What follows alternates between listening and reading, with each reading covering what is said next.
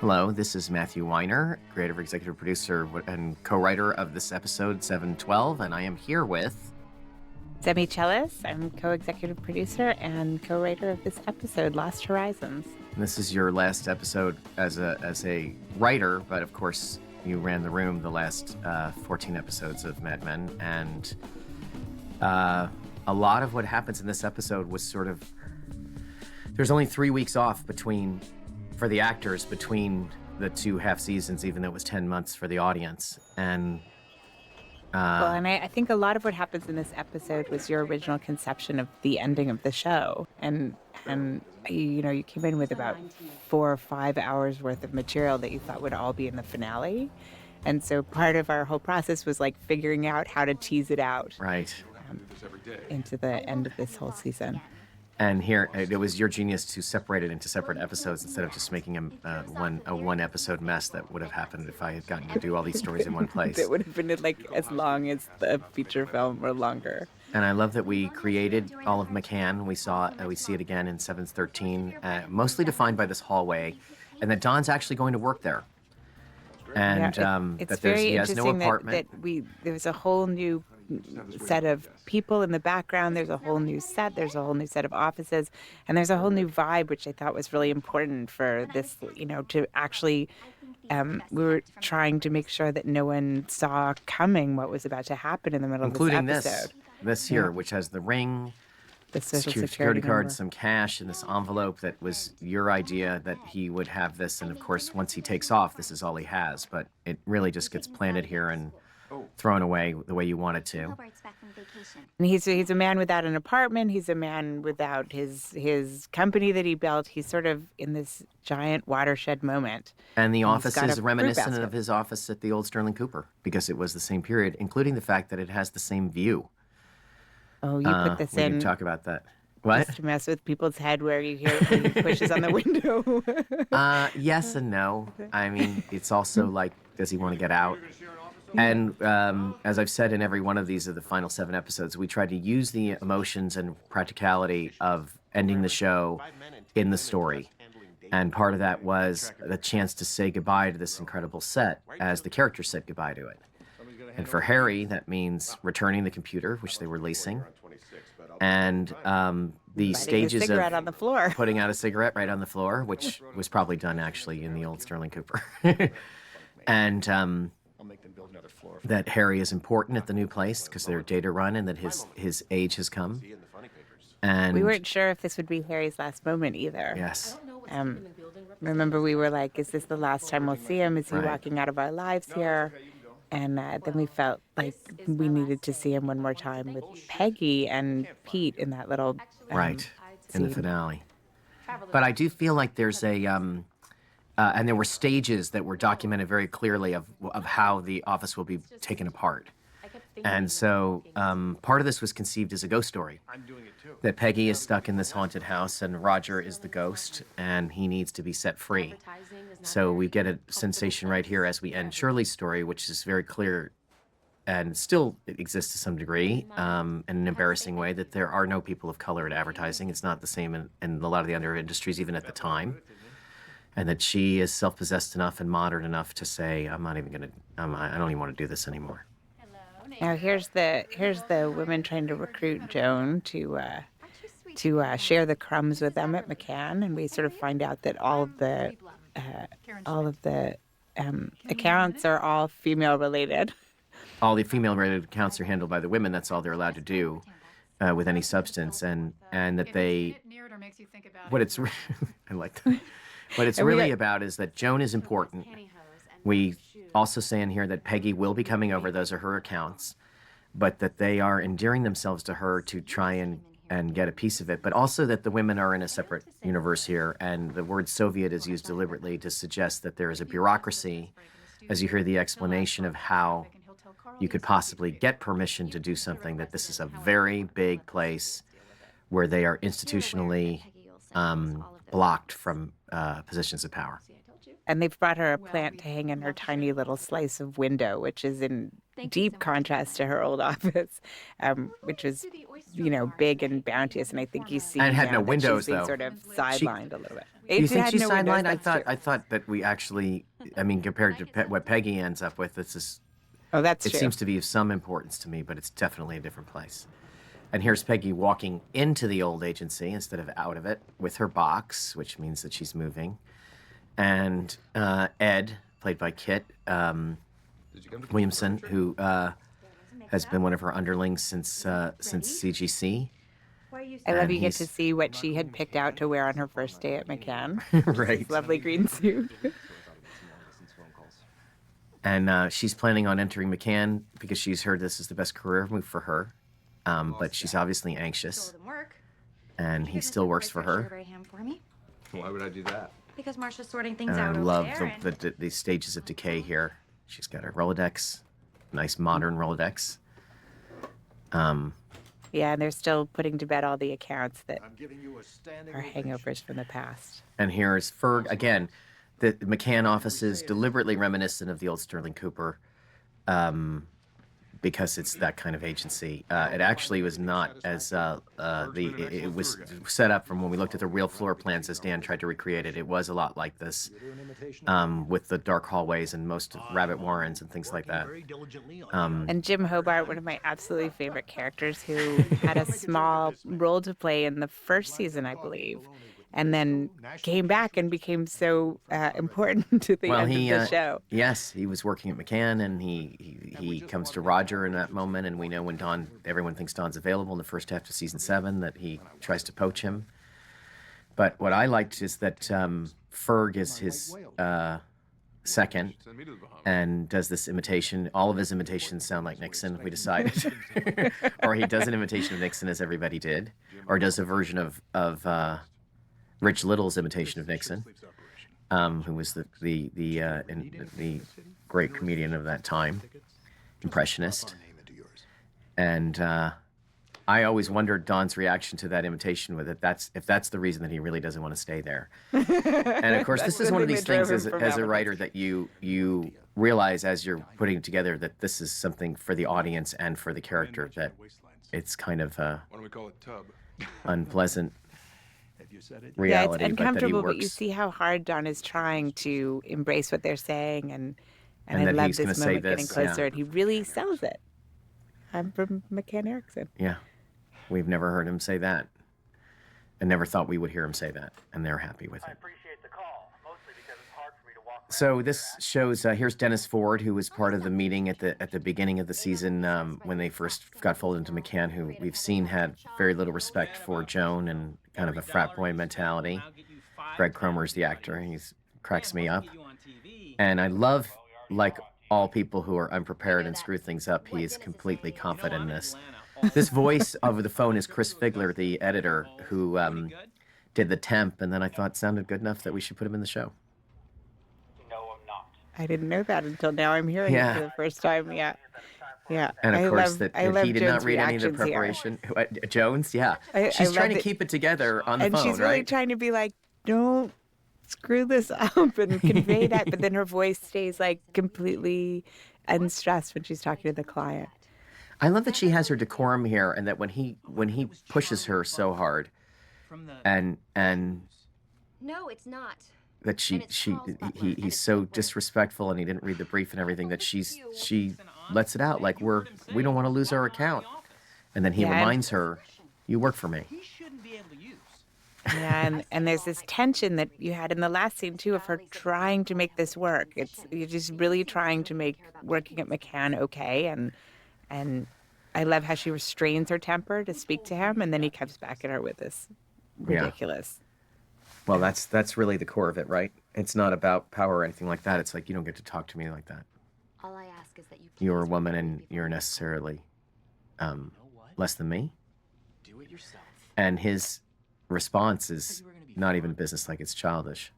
It's But self-righteous too. yeah, It's like, you're do gonna it be fine. yourself, as if Right. she hadn't actually done it all herself already, from securing the account to writing the brief in the first No, place. Blake McCormick decided this was the clip because this was actually the premiere of McCloud, which was a show that played forever in my childhood. And at Peggy's home with her meal, she skirt unzipped, enjoying watching TV with her burger and fries.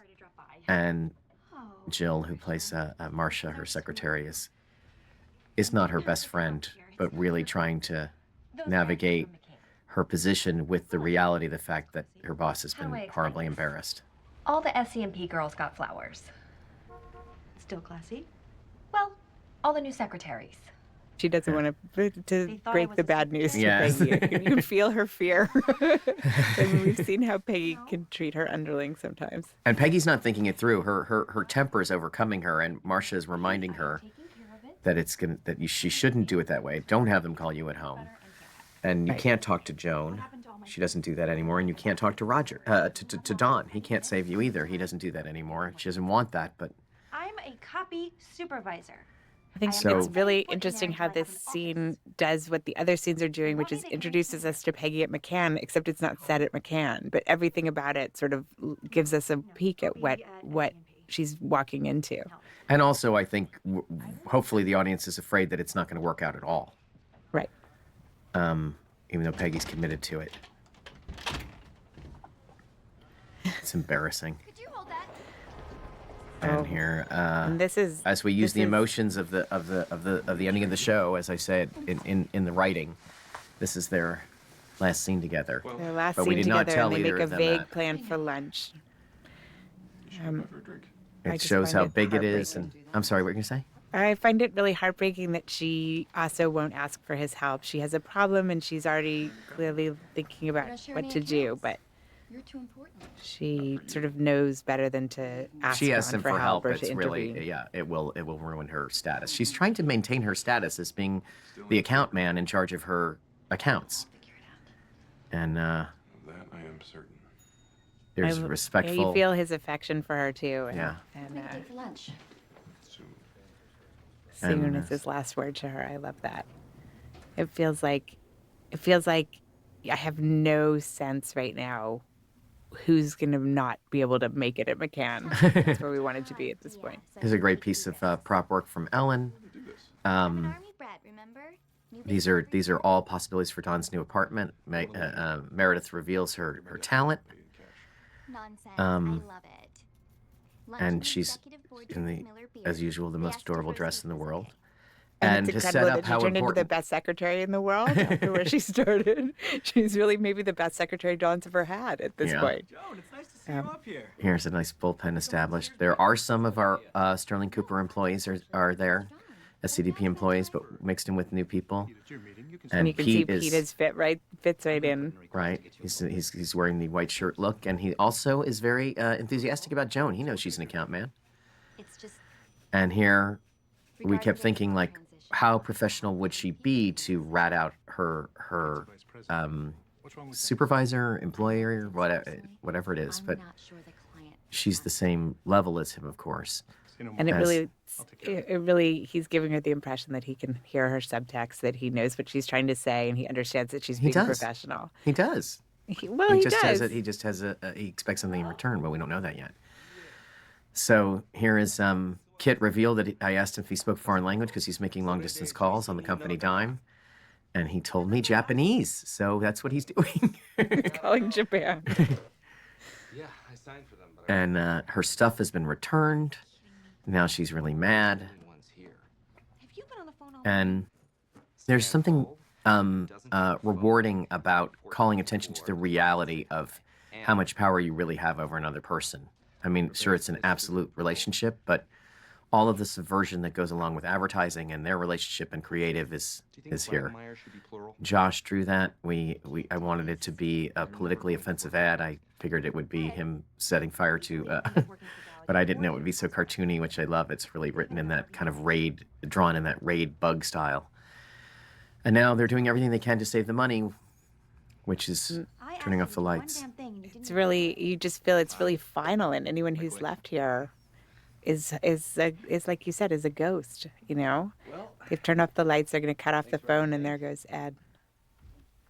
And she's here keeping up a pretense of working, you know, from the office. And she says it's about relationships, and of course it is about relationships, because here they are just having a nice conversation in the end that has nothing to do with I'm your boss. And I love that she stays and keeps working. You know, when we see her later, she's been there all day. She's still working. She doesn't need light or phones, apparently. She's unstoppable. And here's Don's big moment where he walks in, and this sounded like it was going to be a catered lunch for just him and the client, and they're all there. And this is important that this feels like work at a big agency.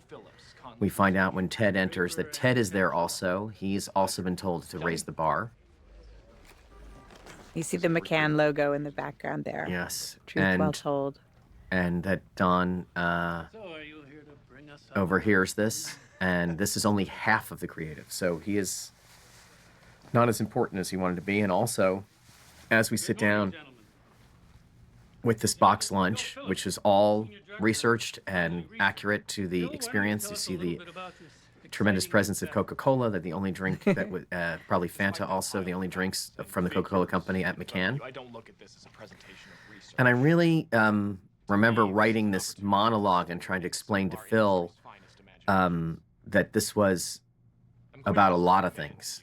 This was also about their arrogance in terms of how they know how regular people think. And Don, of course, doesn't think that way. And the sort of being a cog in a big machine accentuated by this description of this marketing concept of what became Joe's six-pack, including this shot that we had in there of seeing all the identical cuffs and the pens. And also, I think it makes him think of Diana and the hearing the Wisconsin, sure. And the man in Wisconsin, and I think that was the thinks about intention. her. I don't know if the audience knows that, but what they do know is that it's a regular person, and it will pay off later in the episode. I loved, Matt, you talked for a long time about having an airplane go by one of the windows one day, and then this became so meaningful that he looks there and sees the airplane going by. Well, he said, believe it or not, in season 2, this has always meant something to Don in my mind. And to me, when I've been in a bad job, was just thinking, someone's on a plane going somewhere. This is not a 9/11 reference or anything. This is the idea that I'm stuck in this meeting, which is very, very hard for a writer. And our idea was that he just walks out without looking back, and no one really says anything, and only Ted knows. And Ted has this great reaction. I love, which is he like knows exactly what that was. And I feel like you can feel him thinking, well, I'm going to stay. Yeah. You know, of all the people who would have ended up staying in advertising, it's going to be Ted, who almost left.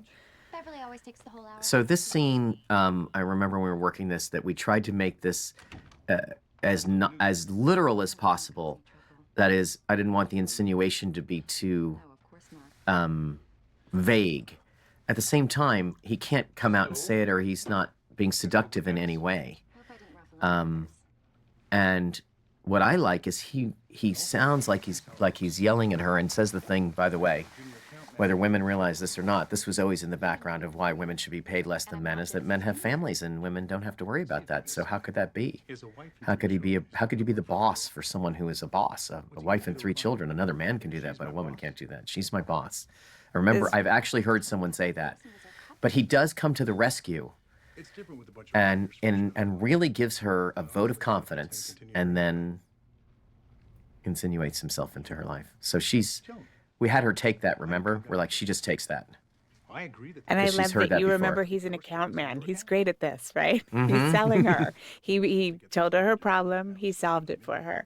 And her stunned look is gratitude. Again, she's stunned, but she also she's not new to this kind of moment, and she is able to find her feet and to stay in it. Again, you feel this struggle going on about what she's going to do next.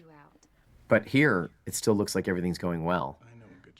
And she is really grateful. He said, I didn't come down here to give you bad news. You're in charge, and he's not going to be in your way anymore. You just report to me. Fantastic. Now, those reports will be happening in a motel room in Atlanta. And we're all adults. We like to mess around. And there is a lot of that at this time in the office. It's not something we made up. But he picked the wrong person. She is just tired of this. Thank you. And not interested and From now on, embarrassed. no one comes between me and your business. And it was important that when he took her hand, that he turned it from a professional handshake into a gesture of You can't lose those intimacy. accounts. What And would you there's a do around here? little sort of threat so right there at insult- the end, the twist of the You think knife. that's a threat or just like the most diminishing thing in the world? It's like, you're useless. I think there's a veiled threat of we can't lose those accounts. What would you do? Right, we'd fire you. She's not going to get new ones. So Betty has moved on in her pursuit of her education, which we saw her talk about. Yes. She's Going back reading to school. Freud. She's reading Freud. She's studying psychology. I love that when we first met her, she was on the couch, and now she's sort of reading, the conversation about a patient like that. I love that journey for her. Comes and goes as she pleases. She is, as was pointed out in the writer's room, an ideal candidate for a therapist. Her interest in it has always been there. And what I like is that this was deliberately a moment of intimacy. We don't know if it's going to be the last time they're in a scene together. He's coming in the middle of the day. He's furious. She did whatever she wanted to. Betty has a new reasonability from her psychology about Sally's behavior. And remember, I'm younger than you. And she's already sick, and she doesn't know it. Will be. Maybe you can find some nice freshman to carry your books. she's, I'm always old. This is so flirty, the whole thing. And that was our idea, that he massages her for a bit, and then she's like, okay. What are the boys Because doing? remember, they did sleep together basically Yeah. last year. And you can see that she's in control of that situation. She Right. sort of lets it go for as long as she wants, and then she's done. I feel so sorry for John in this moment. He has nowhere sort of to go. His daughter, his sons, his ex-wife, his job, and I feel like in this moment he doesn't know what to do with himself. Right. And here's And- Peggy still working in the dark. Yeah. We actually had a scene that we had to cut for time, which was Don sitting out on his car eating his box lunch before he went to Drinking pick his it up. Coke, I think. Drinking his he actually had a beer. There's the roller skates sitting in the kitchen in a pile of garbage. Yeah, you can point that out, but the audience will never see it. They were supposed to be more featured, but they are in there. There they And are. we right love this there. idea that everything about them moving out, we derive from our experience, which is the boxes of food. And at a certain point, why clean anything? You break something, why even deal with it?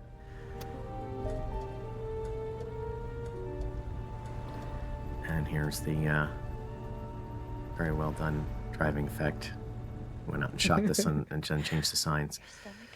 So here Joan goes to Richard, I can make fried and he says the wrong thing to her in here because she has something else on her mind, which is one of the things I love about Pillow Talk, is that it's intimate and another level of the truth. I don't want to go anywhere I don't want to go.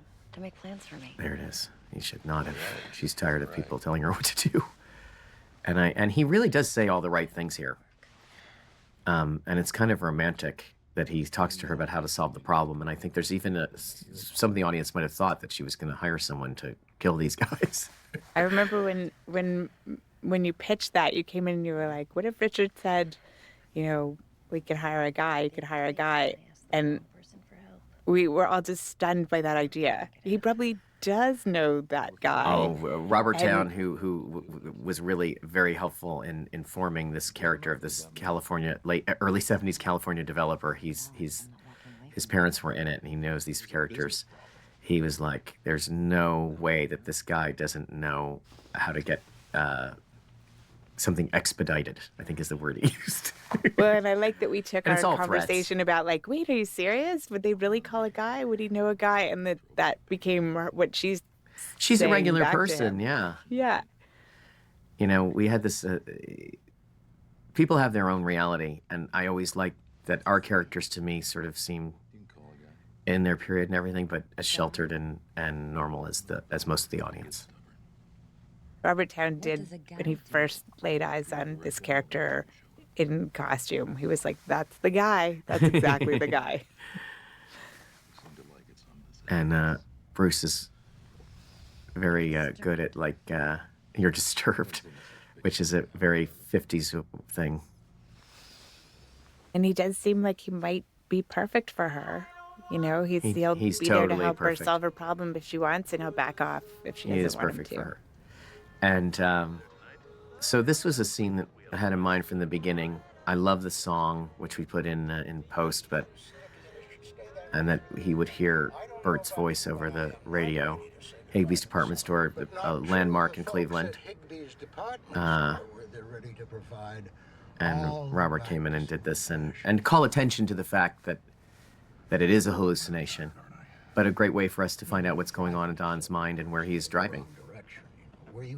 And this is another scene that was pretty much written before even the end of season 7A. Because I remember when you told Robert Morris what was going to happen at the end of the episode when he passes away, you told him about this scene and that he would appear to Don when Don was driving across country. And I love that he quotes this from On the Road, which was not just part of my inspiration for the show, but definitely part of Don's inspiration, as that book would have come out when he was in his early 30s, probably. We know from Midge and from the early part of the show, he is familiar with that book. Yeah, and that even though Cooper speaks the line, it's Don's. It's in Don's it's head, Don's exactly. hallucination speaking through him. So we get to use our phone booth here. There's no other way to reach Peggy. I'm very happy about their relationship feels so professional. Like, she's not excited. Peggy has not lost the fact that she's irritated, and she's trying to maintain the illusion of professionalism to everyone who is in her professional life. But obviously, the minute she hangs up the phone, we just see a person like us who's like, what? Once again, she's so driven. She's gone back in the morning to work more. I don't think you think it's driven? I think she didn't even know what else to do. That's what I always saw it as. She's just like, what am I going to do? I can't stay home, as Marcia told her. Well, she and has now work she's to do. happy, but she doesn't say thank you to Marcia or anything like that. She's like, good. Just tell them that's good. Hello? And then I wanted this organ, which we saw first in the premiere of the second half of the season, the casting session. And you But can you see don't that know the that. walls have been taken down, and there's just nothing in the office. You can sort of see through the whole thing, but not where the music is coming from. Well, you can't. Yeah, there's more pieces to come down. And when we go upstairs, we'll see even more of that. And Phil shot this in a way. I really, really wanted to make sure that we got to see Peggy walk by those signs. The incarnations of The Office. And it's not a horror movie. It is actual music. I have a heart condition, you know. Which I love that the heart condition again uses the sort of momentum of what's going to happen to Roger. Oh, I never thought of that. And I like everybody in the world works for Roger. Did you try Don's office? Yeah, All I found was lighter fluid. he's going to send her off to get booze, just like she's back to being a secretary. Listen, sweetheart, if you don't mind. I'm not running an errand. I have to go to McCann. 3 days ago. They screwed up my office. It doesn't matter. They're finally I ready. feel like there was a moment when we realized that they would have the vermouth from the ad. Yeah. That they would have to drink that. I love that he was going to drink the vermouth, and this to me also a very economical scene, where you see the card and you're like, she thinks it's chocolate, it's probably from Richard, and then you realize that's not going away. You also realize that Don is actually gone, and Phil did a great job. Stephanie's always on the money, but this is a great way to show that Jim stopped by without having to show the whole cadre of people with him and everything, and a stage direction that still makes me smile, which was, I'm not worried, I'm not concerned, and then it says right on Meredith, concerned. But we had every intention of showing that Don's absence would be a problem for them. It's a big place, but they can't believe it. And we wanted to have a Roger and Peggy story near the end of the show. That was important. Yeah, So- I feel like we hadn't really seen them together one-on-one since season 5 when she was holding him up for money to do the work that he'd forgotten to get Oh, I Ginsburg forgot. to do. And now And she's a she's captive changed audience. since then. She left the agency. She came back, and she's really a different person, I think, than the last time we saw her sort of dealing with Roger. Oh yeah. I mean, we've seen her sort of rise up with Ted and everything since the merger. Dan made you wait. You can make them wait. But I like that she's captive audience here. I can tell you I had to pack up my own office. It was very similar. Just I giving can tell people you I things went to by get them to and I stay. agree it was very similar. Just I giving came away people with an things. enormous amount of odd gifts and I swag. love that this was on Cooper's office. In Cooper's office, we actually started a season with it. We had to make a smaller version of it so that Lizzie could carry it. So that is not the actual original one, but it's got the same exact frame, and the art department just scaled it down so that it would be manageable. So if you see it in earlier seasons, it will be bigger. Over there? And this is, she's having drinks with him. She's being polite. And it was fun when we were editing this. Chris Figler discovered a few takes where Lizzie, rather than being angry about being there, just seemed bored. Like when he launches into a story, she's like, ugh. And that's an important line, right? Yeah, This was here the she's story. calling him out for selling selling the agency and then complaining about it. Yeah. And the previous episode ended with him saying, I'm sorry. They told them all at the last minute, and they really just looked out for themselves. And there she is, showing off her ego. I'm going to have my name on the door one day. It's exciting. And I mean, I know it's She's the one person who's feeling very optimistic about the McCann move, and she can't even get an office there. well, now she has her office. But Summer of 44, it was over there's this reaction here, which Chris found, which I was just So like, we dropped the She's No. like, oh no, we're just going to tell this story. I don't wouldn't be like surprised if to she cut hadn't away heard from it before. people when they're talking, but it was totally worth it. I couldn't do it. And this story, can't you swim? Did I mention I was in the Navy? to me, is No, the real problem this was is the it was a ghost story, is that two-story where drop Roger off our basically says, cruiser. I'm not ready to leave here yet. Regrets. And everything she says is an attempt to guess what he's thinking. She's not right. And he says he needed a push, which always made me feel like, what would have happened if Peggy hadn't been there? Roger would still be in that office wandering around. And I love that the whole scene was shot from both sides, but we did save this reveal of the emptiness of the office for that moment. Now, but it was miserable when you were in It's a beautiful shot, and Is that really how all you that stuff had to be moved out of there anyway. That stage is a separate stage. It's not actually on top of the other set, and it has a staircase that's dug into the ground to match it. So there are two staircases You gonna show up drunk at 4 o'clock for the two different sets. first day? We always wanted that second floor when we did execute it in season 6 that it would have a. My kids bought me that. I love it. It's a trowel Masonic letter opener. Yeah. And this is deliberately reminiscent of the Draper's home. I'm looking for Mrs. And Don likes to play the stranger. Leaving.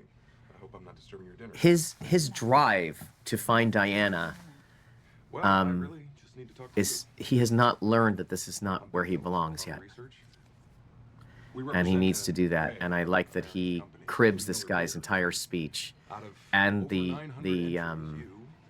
condescending attitude about and is completely mistaken, right? I always feel like you see a glimpse of how he got where he is too. This is him playing a role that Right. when we met Don Draper, he was inhabiting that role, but at some point he created himself as that man. And It's a very old-fashioned salesman, is what it Yeah, is. And if exactly. you look like him, you can pull it off without being too cheesy.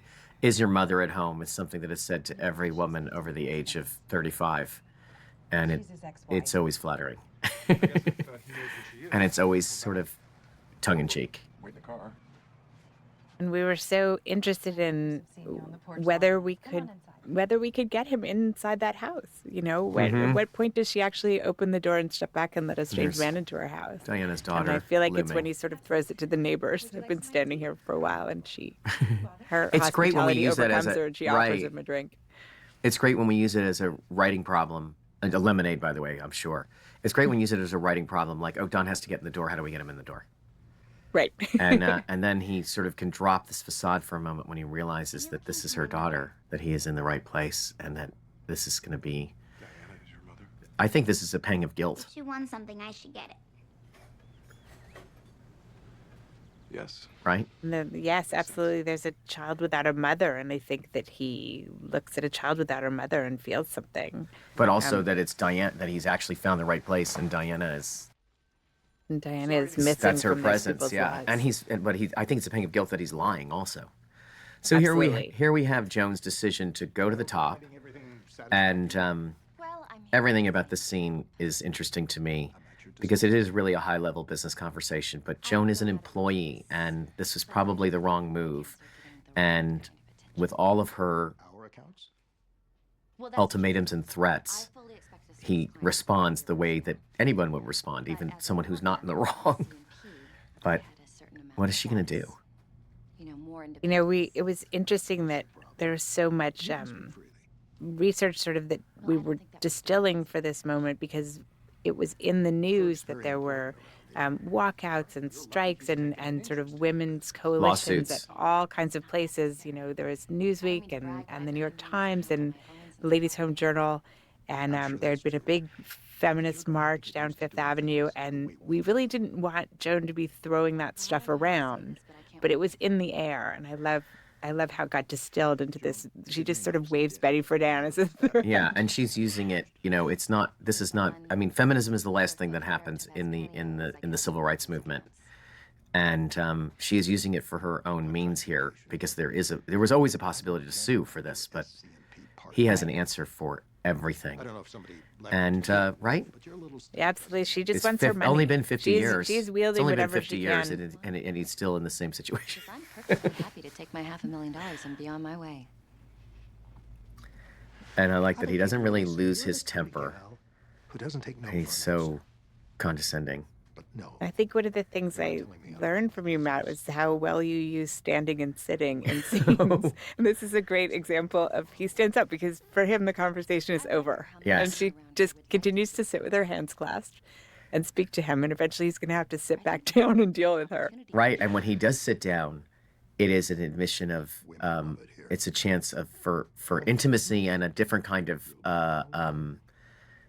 a different tact. Believe it or not, it's an acquiescence. It's not just a failure. And all this had just happened. She And I love knows that that she can. after this episode, the ACLU tweeted at her and said, call this 800 number, Joan will help you. Because they're still having to do this every day. Exactly. It's heroic, and I like the idea that he says, "You're never going to make the New York Times do that," and she says, "I will embarrass you deeply," and we know No, that he that's sits. possible. So he sits and says, "I love this. I'm unhappy. Clearly. Now let's let our hair down. Well, let's talk the truth." I'm willing to give you 50 cents on the dollar to never see your face again. And there's a little bit of an insult there I guess with I it. wasn't clear. I'm not negotiating. But her stake is not that important. They did buy her out, but she's not important at this agency.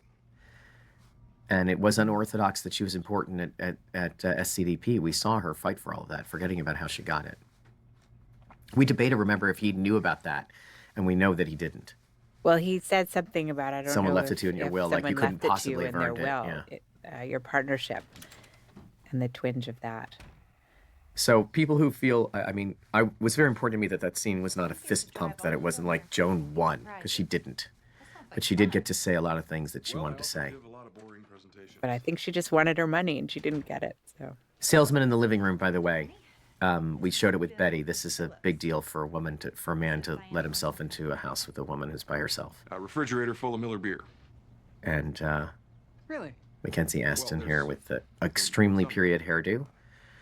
And Mrs. Diana Bauer entered our contest. remember the fun here of him, where like he'll tell the truth, but it won't be the truth. And then he'll really have to tell the truth when the guy chases him out to the curb. which I think was almost like a little moment again of with Don Draper. You peel one layer away, and you get another sort of set of accommodations. And I love that they have a moment at the car that feels real, like Right. he really You have to finally know what it reaches is. the Because dawn. also you get drama out of that. And why would he just say, "Okay, I'm not that guy. I had a relationship with you"? He's not going to say that in front of the guy's new wife. And also, he's embarrassed and he's been caught. I'm a collection agent. Now, there's plan B. All right, I'll really tell you the truth.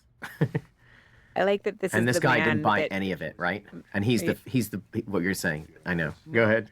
I like that this is the man that Bill was talking about in that Yeah. Miller beer meeting, and The he's rube. actually much smarter and more Right. canny than that guy was giving him credit for.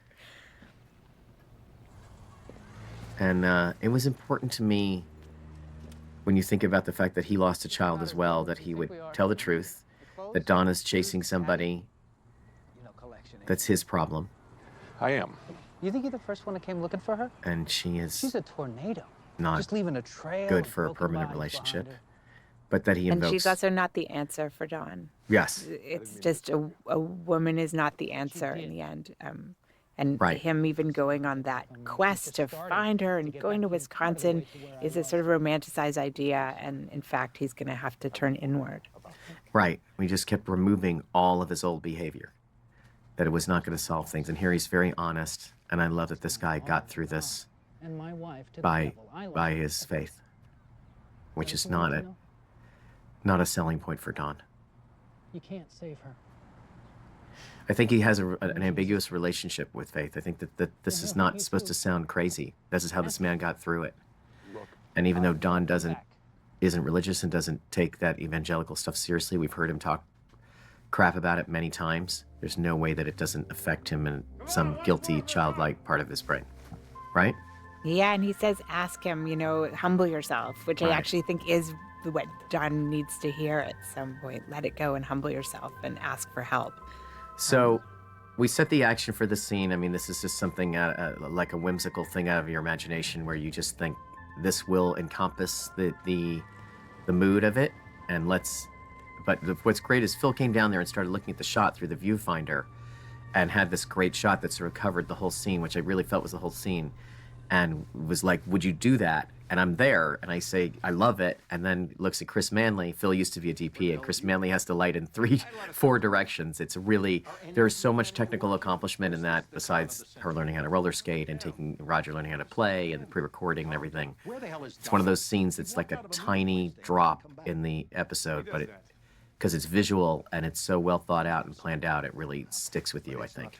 It resonates, and I love how the song sort playful. of casts its shadow over all the episode.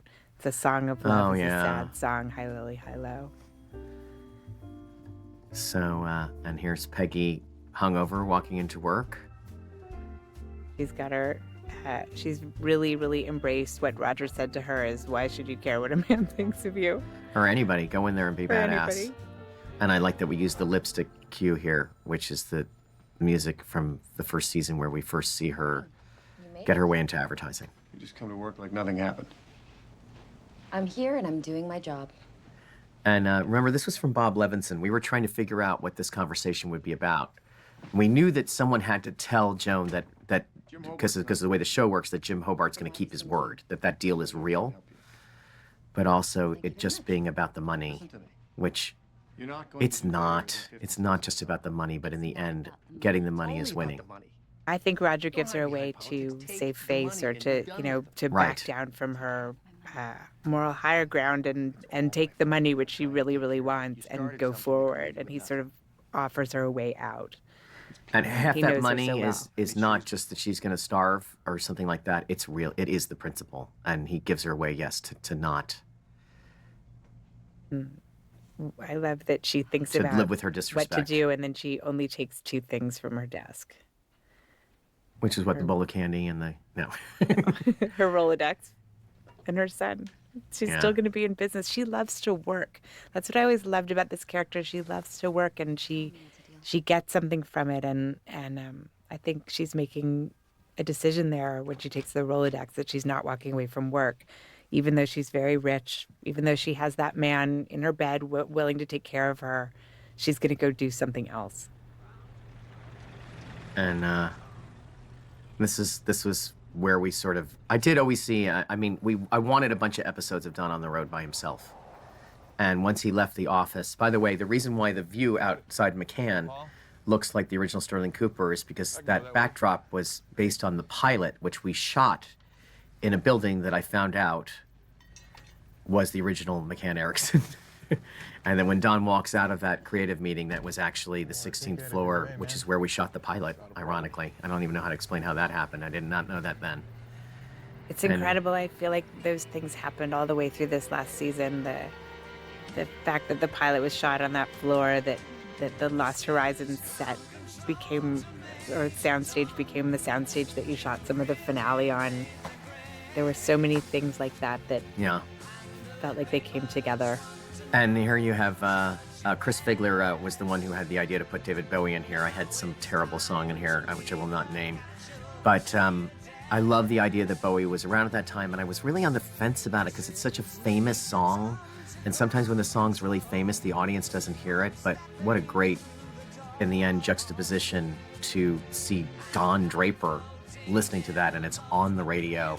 And obviously symbolic of the fact that we don't know where he's going, but he is definitely, he doesn't either. He's come untethered from everything before this. Thank you very much, Semi. Oh, it's such a pleasure to watch the episode again. It was. Oh, it's so great.